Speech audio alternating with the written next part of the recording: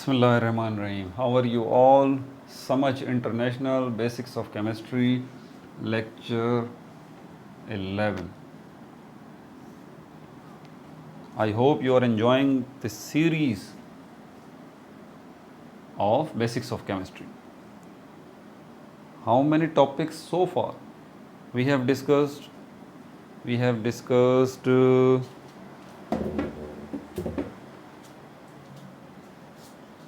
definition of science, chemistry, particles, atom, molecule, chemical reaction or chemical change, and element, compound, and structure of atom. Now it's time to get to know something about mass number, not atomic mass. Be careful about it. This is mass number and atomic number. Atomic number, not atomic mass. I am repeating again.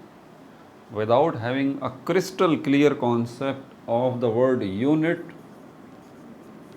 yes, without having a crystal clear concept of the word unit, it's not possible to clearly understand atomic mass. We will discuss it later, inshallah.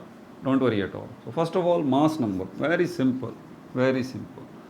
This is actually a sum of number of proton and neutron.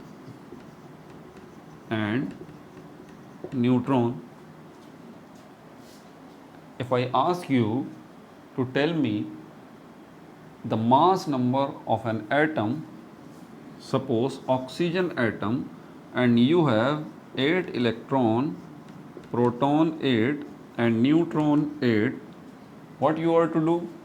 Simply, you are to just add these two, proton and neutron. 8 plus 8 is equal to 16. This is called mass number. Be careful about it. I used to ask, what is this? A marker. A marker.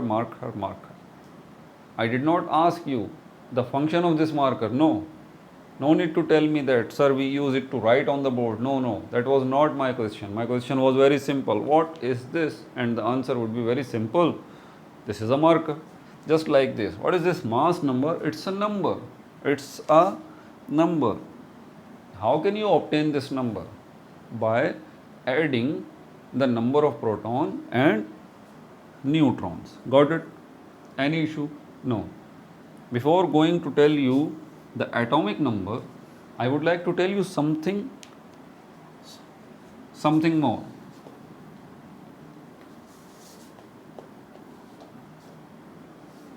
This mass number is surprisingly interesting. How? What is this? Why is it called mass number? If someone asks with you, okay fine, this is a mass number in which you are adding the proton and neutron, but why you are calling it the mass number? Why don't you call it something else? The mass number. What is this mass? What is the definition of mass? Quantity of matter. Quantity of matter in a body.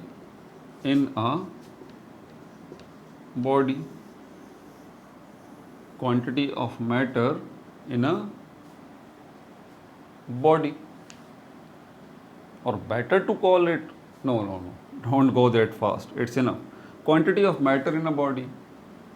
So, quantity of matter in a body, it's simply in which unit you will express it. The unit of mass, kilogram, gram, milligram, microgram, nanogram, and so on and so forth. These are the units in which you can represent this mass. Actually, the problem is that whenever you are going to find out the mass of an atom,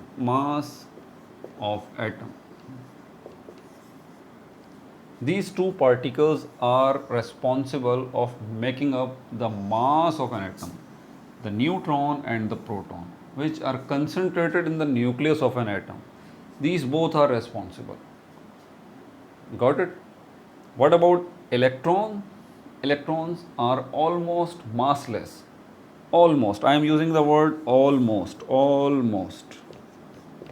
Almost massless. Negligible mass is there of electron. That's why you can say the 99% mass of an atom is actually just because of these protons and neutrons. Are you getting me? That's why this is called a mass number. Okay, let's go ahead. What is this atomic number? Before going to tell you what is this atomic number, I would like to tell you something very, very interesting. Something very, very interesting. The identification of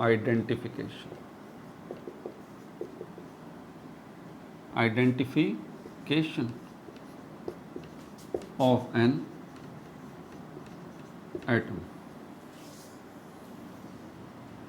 In which sense the identification of an atom?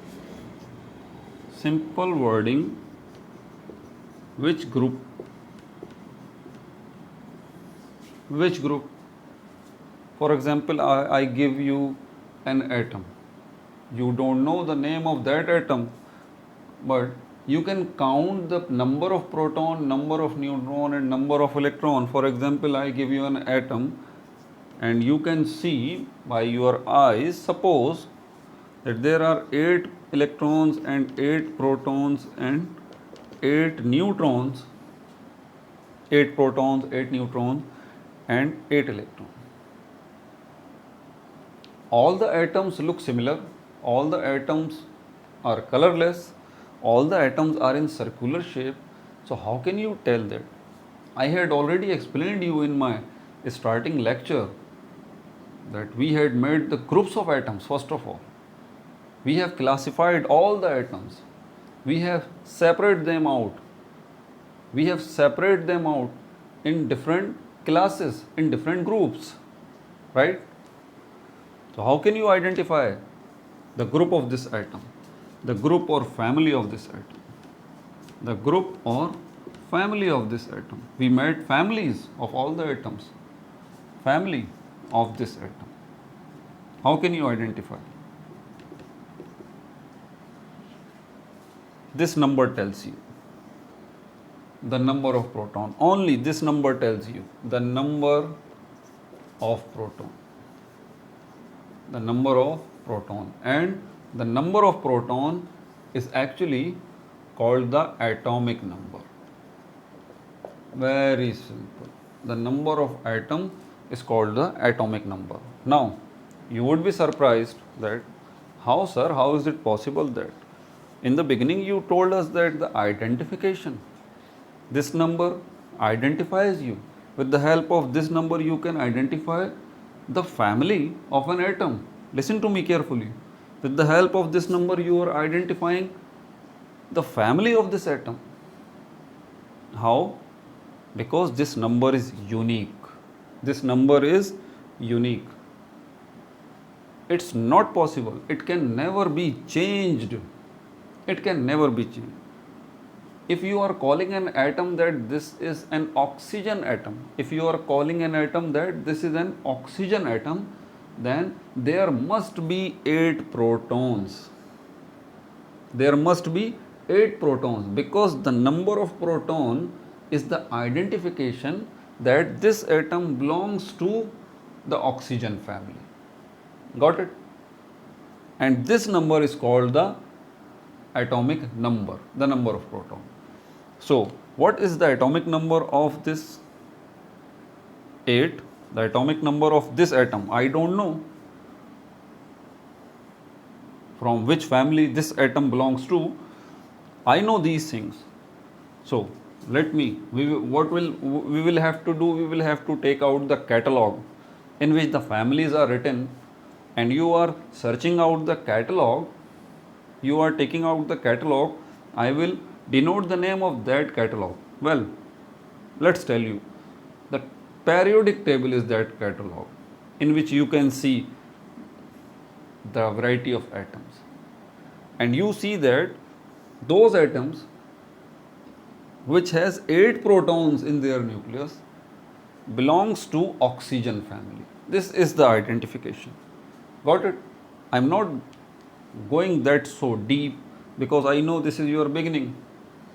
I will explain inshallah each and everything. This is our beginning. This is our beginning just. Got it? So far we have done. I told you the reason why this is called the mass number and why this is called the atomic number.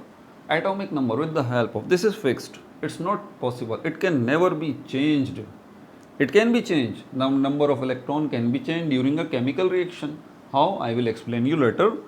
This can be changed, the number of neutron, but it's not possible that this number can be changed. If it changes, it simply means it is changing its family. It is changing its family. This atom is no longer to be called the oxygen atom because the number of proton is changed now. For example, if there are some 7 protons, you can compare these two things. Electrons are 8. Suppose there are 8 electrons, protons 7 and neutrons 8. Two things are matching here. The electron 8, electron 8. The neutron 8, neutron 8. Two things are matching. But one very important thing, the number of protons does not match. So this atom can never be an oxygen atom. This number can never be an oxygen atom. I am repeating again, this number can never be an oxygen atom. Because the identification of an atom, that this atom belongs to oxygen family, is only the number of proton. It can never be changed. And this is called atomic number. So every atom has its atomic number. Every family, you can say, every family has its atomic number. Okay, take care of yourself. We will inshallah see in our next video some detailed things as well. Again, no like, no subscribe, only share.